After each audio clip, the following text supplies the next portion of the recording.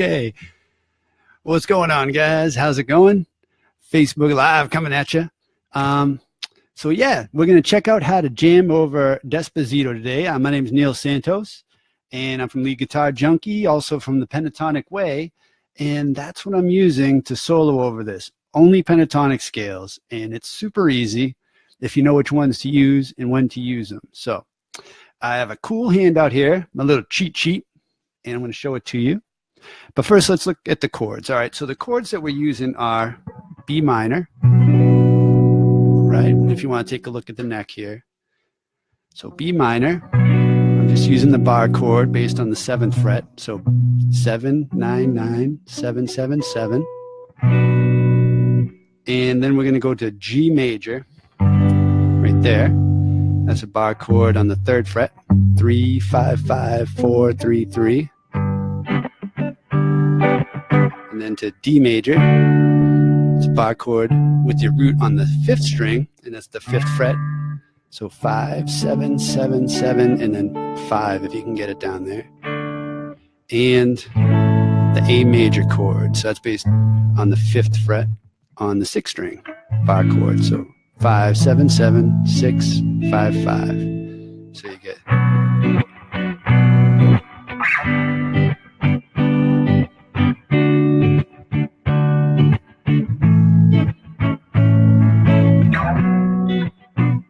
All right, so let's look at the scales that we're going to use here for that.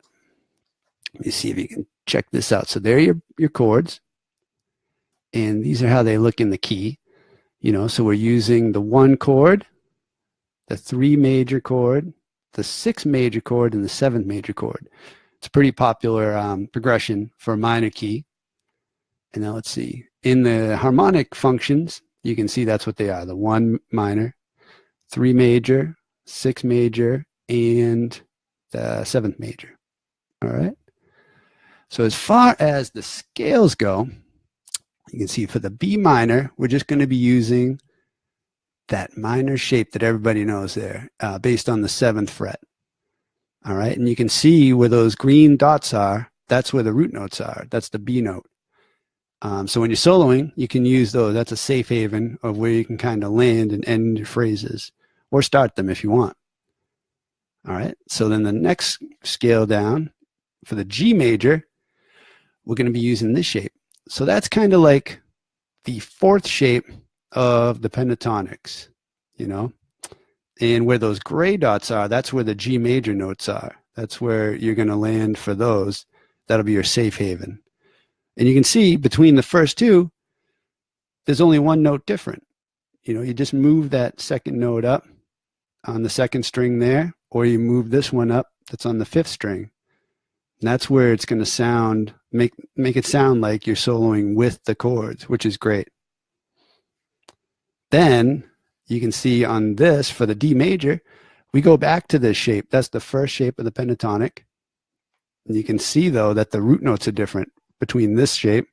It can be B minor or it can be D major, depending on what chords you're playing underneath. Let me try not to move that around too much. Here we go. And you can see that the gray dots are in a different spot now. And that's where you want to land for the D major. And you just kind of do that intuitively while you're soloing. You'll hear, oh, this is where I'm supposed to be. I really don't think about it too much when I'm soloing. I'm just following my ears and letting my fingers go where they want to go. Trying to react to the sounds as they come out and be like, oh, cool, that sounds cool. Let me repeat that. All right, and then you have A major, finally. Now, this is the 3rd shape of the pentatonic scale. I really like soloing in this shape. I like that big leap from your note here that's on the 6th fret to the one on the B string that's on the 10th fret. You can get some cool sounds with that huge interval. Burny, burny. Sounds neat. All right, so you can see that all the notes are pretty close together. And you have 2 scale shapes that actually repeat, which makes it super easy. Now, if you want to get this cheat sheet, you can go to thepentatonicway.com. It's on the blog page, or if you sign up to be a member for $5 a month, 5 pentatonic, right? You can get this, and you can get the cool backing track for Despacito too to solo with. But all right, so let's check it out. I'll show you on the guitar neck here.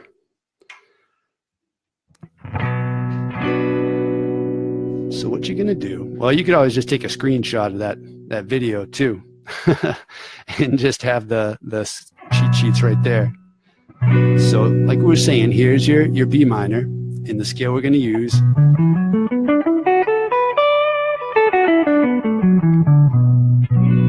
is that 1st shape of the pentatonic that everybody knows. So that's going to be 7-10, 7-9, 7-9, 7-9, 7-10, 7-10.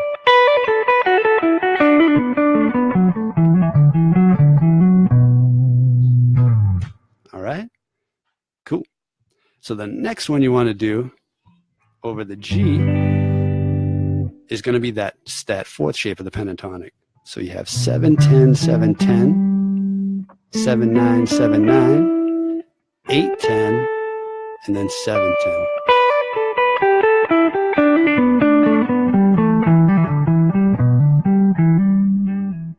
All right, and that fits over the G. Another way you could play the G is if you don't want to move right from this area of the neck, this position, you can play your G like this, which is cool. And it may look weird, right? But basically, it's your D chord. You know that D chord shape you use down here?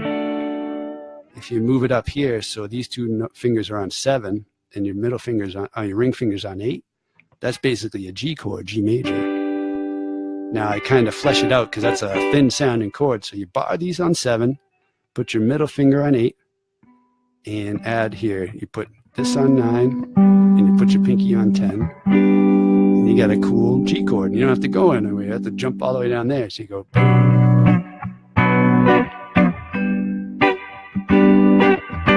Right? And then you have your D major. Now we're going to use this shape of the pentatonic, that first shape. And we can also find a cool voicing for the D major right there too. So if you take your fourth note there of the scale on the 9th fret on your A string, hold that and then bar like these notes from that bar chord there, you get a cool sounding D. So you say, pretty neat. So that way you can still stay in that shape, you know. There's your G, there's your D. Now A major, you do have to move down here. There's really no good A major in this area, you know, so you have to go down there for that bar chord. All right, so, and then like I was saying, for this chord, we're going to use this shape. It's the third shape of the pentatonics. So that's 7 9 7 9 7 9 6 9 7 10 7 9.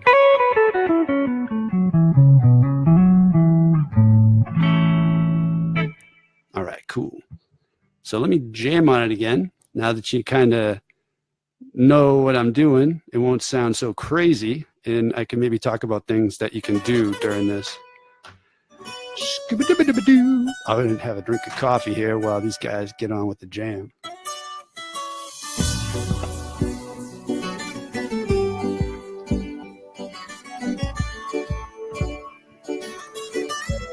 All right. There's your B minor, G,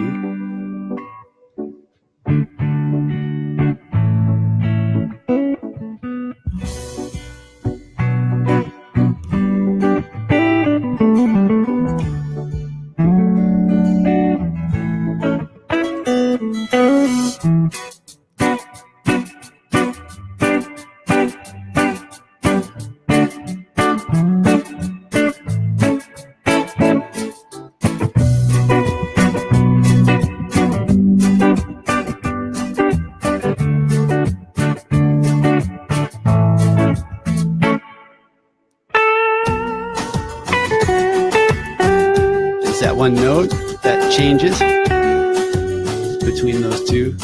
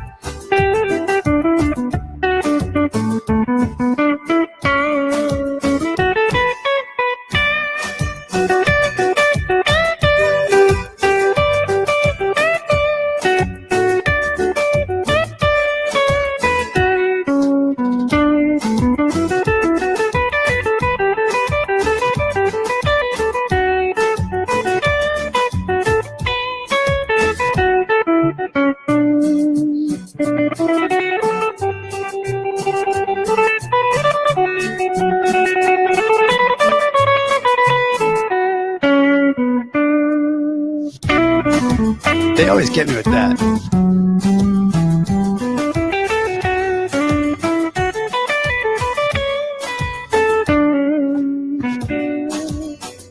All right, cool.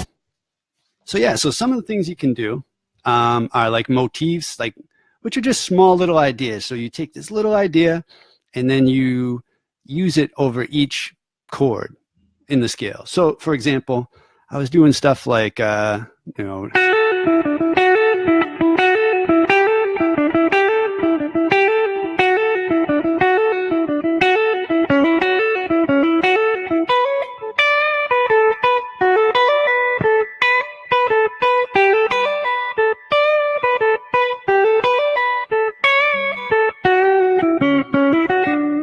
stuff like that, and that's cool. You can always use, you can really hear the progression of the chords underneath it. just by those notes changing, you know, here, right there, and then it's just these two notes changing. Instead of using this one, now you're using that one. And then when it goes to the A major,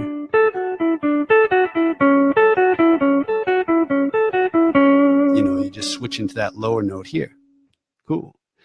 Some other things you can do to get funky with it, like if you want to do a mix kind of between rhythm and soloing, I'm a big fan of those like sort of Hendrixy sort of things. So for the B minor, you can use it there.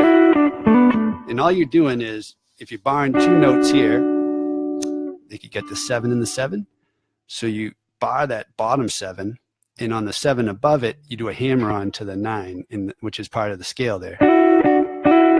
So that's the idea. This keeps ringing out, but, and you can bring that up a string.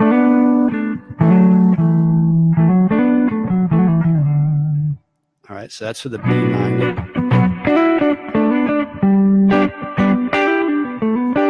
So when you get to this one, you get to the G, you have to move that note up. It's not down on the 7 anymore, it's on the 8, which is easy enough because you just hold it with your middle finger. And then the D here,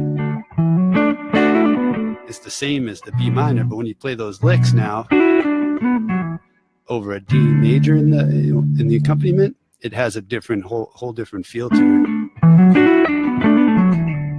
All right, and then you got A. A is kind of tough because you have these big leaps. Yep. So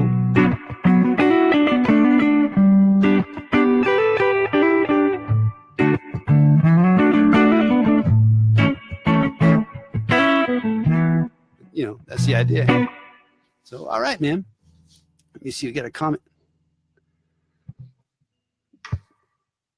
You are my great guitarist friend. You are my great guitarist friend. Thank you so much. That's awesome. Thanks for watching, guys. I'm going to wrap it up. I have a freshly baked brownie that my wife and kids made me that I am going to eat right now before it gets too cold. But yeah, if you have any questions, reach out to me here or on the pentatonicway.com. You can head over there. We're a new membership site.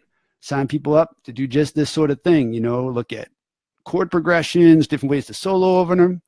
It's a simple approach, but it takes a little while to get used to, you know, to be able to see these things on the neck in real time when you're jamming. But I mean, it takes your experience to a whole nother level. You know, you'll be jamming with somebody and they'll say, oh, here's a chord progression, blah, blah, blah, jam this out. And you can jump right in and they're like, wow, you know, or if you just jam with a bass player and a drummer, you know how if you're just jamming in one solo, one scale,